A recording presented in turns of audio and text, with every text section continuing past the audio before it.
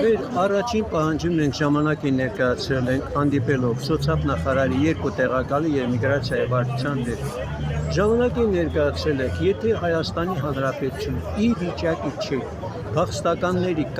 վիճակի մասին Հայաստանի օրենքի կատարումը, ապա իրենք պետք է դիմեն ՄԱԿ-ի փախստականների հանձնակատարին եւ ասեն, որ ենթադրենք իրենք կարողանում են 60,000 փախստականների կարիքները հոգալ։ Մնացածի կարիքները իրանք չեն կարողանում։ Իսկ իրենք աշխարհում եք հայտարարել են, որ մեր փախստականների մենք կարգավիճակ են ծրել եւ այդ իրավունքները չենք իրացնում։ Հաստորեն իրենք մեզ խաբել են, իշխանության փոխարեն իրենք այսպես կոչված գործարքի մեջ են մտել հասարակական կազմակերպությունների հետ, հասարակական կազմակերպության ներկայացուցիչների խորհուրդներն են խաբել, հիշում եք, որ մերոնք բողոքի ակցիաներ են կազմակերպել, այնտեղ վրանների տեղադրում եւ այլն, եկել են ասել վրանները հանեք, ամեն ինչ կարգավորվել ու ներկայացրել են կարծեմ 15 կետից բաղկացած ինչ-որ ծրագիր, այդ ծրագրերից եւ ոչ մեկին չի իրականացել։ Իսկ ինչ ումա ծայրամասային գյուղերում բնակարաններով ապահովելու այդ ծրագիրը դա եւս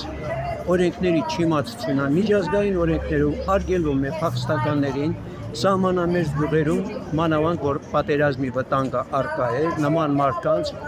այդ բաներ տեղավորել են։ Մի խոսքով խաբելությունից խաբելություն։ Հիմա իսկ ինչ որ Նիկոլ Փաշինյանի ներկայիս վերաբերմունք արցախցիներին բացարձակ ասում եմ օտարները ավելի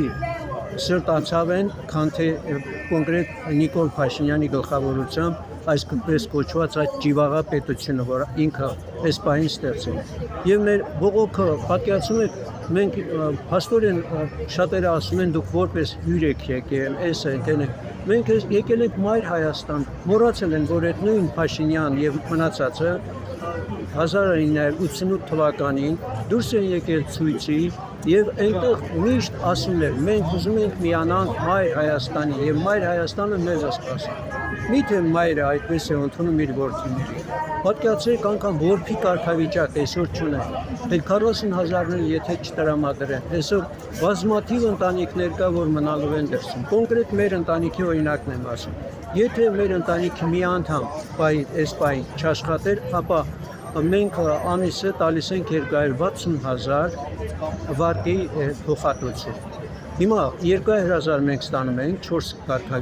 կարգավիճակ ունենք եւ իմ 60,000 թոշակը որ տալիս են, իդեպ էլ ասեմ, որ 65 Արցախում է ստանում եւ որպես պատգամավոր իմ պատգամավորական բանը պետք է ստանայի 220,000 թոշակ։ Այստեղ ինձ ներկա ասացին, որ դուք Հայաստանի պատգամավոր չեք, դրա համար չեք տալիս։ Բայց ես էլ իրենց օրինակն եմ ներկայացրել, ոնց է պատահել, որ Հադրությանից Մարտունուց ժամանակին առաջի պատերազմից երբ տեղափոխվել են Լոս Անջելես երկու թոշակառուների։ Մեկը պատկերացրեք բանը ինչպեսի բան է հեղափոխության, ասենք այդ բան է ստացել շքանշան այն ժամանակ։ Եվ այդ շքանշանի համար իրեն տվել են $200 հավելավճար, իսկ Լենինի շքանշանի հավելավճարը $500 են։ Սովետական միության հերոսի եւ սոցիալիստական աշխատանքի հերոսին $1,000 բան։ Հա, ինքը հոկտեմբերյան հեղափոխության շքանշան էր ստացել։ Դե ինչ կապ ունի հոկտեմբերյան հեղափոխությունը ցանկացած նորմալ երկրում դա վիճարկում։ Իսկ ինչ ունեն մեր հերոսներին, այս մարտական Խաչի Աշճան, հերոսներ ունենք մենք, ունենք արվեստի վաստակավոր գործիչներ, ժողովրդական դերասաններ, ունենք այստեղ նախկինում գոնե Արցախի հանրապետությունում հայտնված բանով գոնե մենք ստանում էինք 20,000 այդ մարդիկ հավելավճար էին ստանում։ Եվ չմոռանանք, որ կառավարության կողմից ներկայացված 2021-26 թվականի պետական բանը կառավարության ծրագիրը հաստատվել է ազգային ժողովի կողմից, այնտեղ նախատեսված է եղել Արցախի օգնությունը եւ հիմա 26 թիվն է։ Խնդրեմ թող իրենք կարդան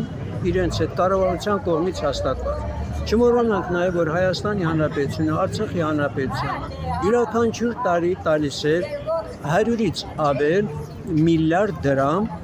որպես վարկ, իհարկե անհատույց վարկ։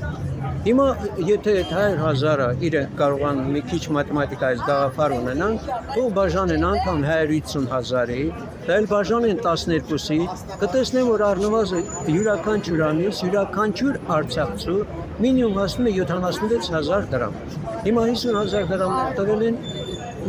ես չեմ ասում բանակի հարցը։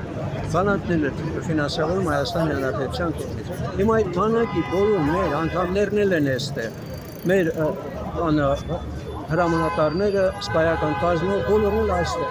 Այդ մարդիկ են կտրվել իրենց վայից։ Ստանում են իհարկե թոշակ 110-120,000 թոշակ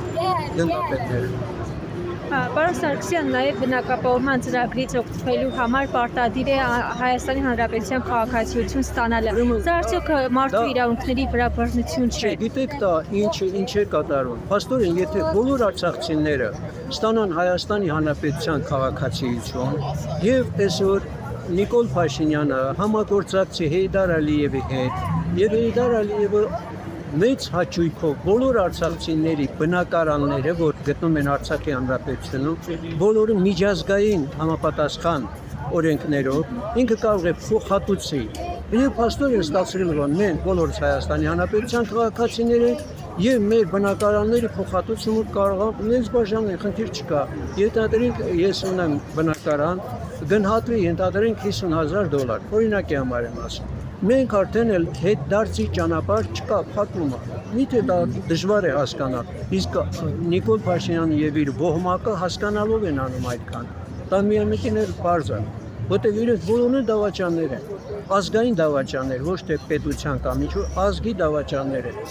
Ինչի եմ ասում ազգի, որտեղ իրենց ցանկացած գործունեություն դա արդեն վտանգում է ազգային շահին։ Հիշենք, որ Արցախի այն ժամանակ մեր հաղթանակները հիմնականում պայմանավորված է երրորդությամբ, Հայաստան, Արցախ եւ Սփյուռք երրորդությամբ, եւ միասին աշխատում են։ Հիմա եթե բացենք Հայաստանի այդ ծրագիրը, կառավարության ծրագիրը, Սփյուռքի հատվածը, որ կարծեք իրոք կզարմանան, ընդհանրապես Սփյուռքից հեռացել է Հայաստանի Հանրապետությունը, եւ Սփյուռքը ոնց որ Թուրքիան է եւ Ադրբեջանն են հաշվում թշնամի։ Այս պահի դրությամբ Հայաստանի Հանրապետության իշխանավորները եւ ՕՍՎ-ի գլխավորությամբ, այսպես կոչված Փաշինյանի գլխավորությամբ,